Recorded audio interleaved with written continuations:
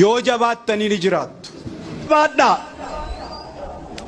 yoo jabaattanii hin saalfatamtu. Warri laaffate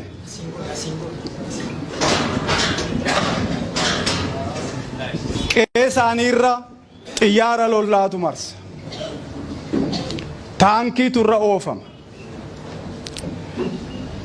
Haadha warraa isaaniitu ciniinsuu irratti jeeqama. Ijoollee isaaniitu mana barnootaatii baqata. Biyya Ameerikaatii qawween suuqiidhaa gurgurama akka karameellaatti, garuu lolli hin jiru. Argaa waan Ameerikaan faa Sooriyaa gochaa jiran. Ijoolleen Ameerikaa garuu taankii arganii hin beekan. Xiyyaarri lolaa irra marsee hin beeku. Argaa warri Ameerikaaf Awurooppaa waan isaan Liibiyaa godhan.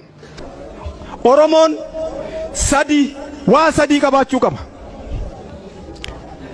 Jaallatamuu, saalfatamuu, yoo dhibde immoo sodaatamuu qaba. Lafti amma irra jirru lafa warra tuulamaati. Warri tuulamaa garuu amma lafa kanarra hin jiran. Jaallannes jibbines waan laafneef lafa nurraa fudhatan. Nagaan gaanfa Afrikaatti dhufuu ka danda'u yoo Oromoo dhugaasaatti deebi'e qofa.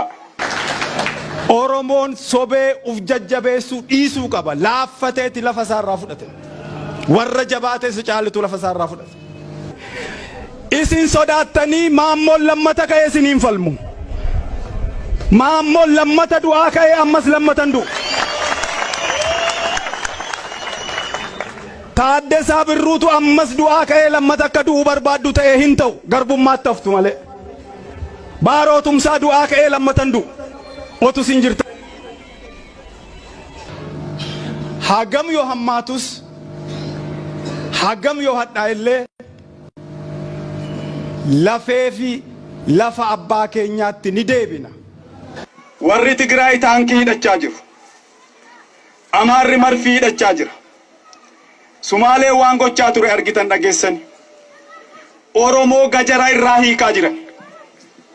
Mancaa irraa hiiksisuuf seeratti baasan. Lafa Oromiyaa Oromoo harkaa qaba. Oromoon gosaaf qooda. Gosti balbalaaf qooda. Balballi dheedhaaf qooda. Akka Oromoon jedhetti qofa bulti. Warri obbolaa haadhasaa, abbaasaa, hintalasaa jibbee siidaa Minilikitti hirkatee taa'u hini dhukkubsatu. Warri wal'aansa sammuu kennuu beekani wal'aanuu qabuu jenna nuti akka baa'utti. Filmaata sadiitu jira. Inni tokko akka Oromoon jedhetti buluu. Inni lama guddifachaadhaan Oromoo ta'uu. Inni sadaffaan biyya isaa gadhiisu. Oromoo Minilikis, Haayile Sillaaseenis, Dargiinis, Wayyaaneenis, Abiyyis qawwee hiiksiseera, garuu nagaa fiduu hin dandeenye. Oromoon tuulamaa, Oromoon lafa asii irraa buqqa'e, ba'aa ulfaataa lafee cabsu qofaa keen dandeessu. Oromoo isa kaanitti iyyadhu, himadhu.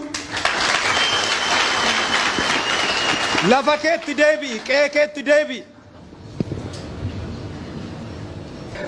Ilmaan Oromoo lafa Oromoo irratti qotanii nyaatanii guddatanii badhaadhuu malee abbaan ta'e tokko lafa koo irratti mirga qaba jedhee lafa Oromoo gurguru mirga hin qabu. Kan biyyi keenya nagaa argatu warri nu ajjeese yookaan dhadhabame yookaan yoo dhiifamu nu gaafate qofaadha. Lafa irratti warra keenya lafa malee homtuu hin jiru. Lafa hin qabnu yoo ta'e homaa hin qabnu. Lafa keenyatti deebi'uu qabna. Keessummaan akka nuti jennatti buluu qabdi.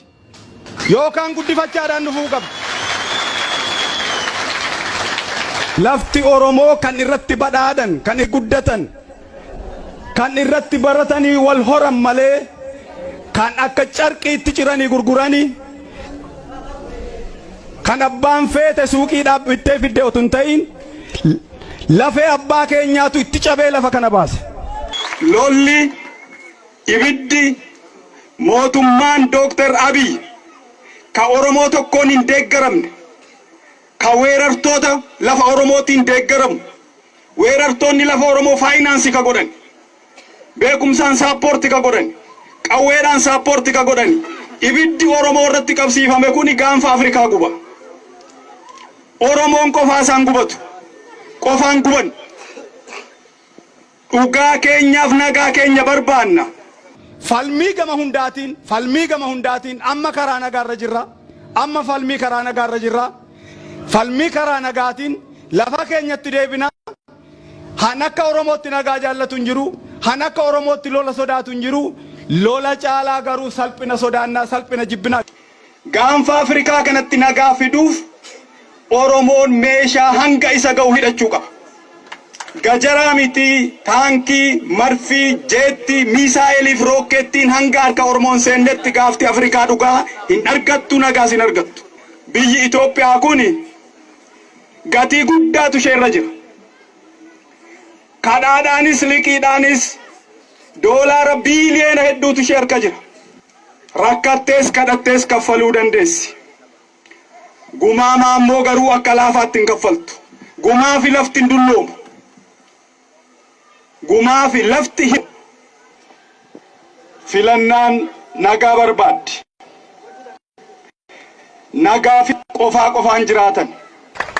Dhumarratti kan isiniin jedhu dargaggeessi as jiru kun gatii baastan situ beeka.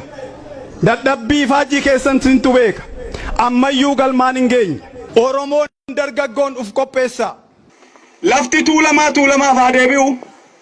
Ilmaan Walloo halagaa jalaa ba'anii Oromiyaa jalatti haa bulanii. Hidhamaan atattamaan haa hiikamu. Komaandi poostiin Oromiyaa irraa haa ka'u. Lolli nurratti labsame haa dhaabbatu. Yoo kuni ta'e Itoophiyaa waliin jiraachuu dandeenya. Hankanaanas adda godhadhaa galatooma.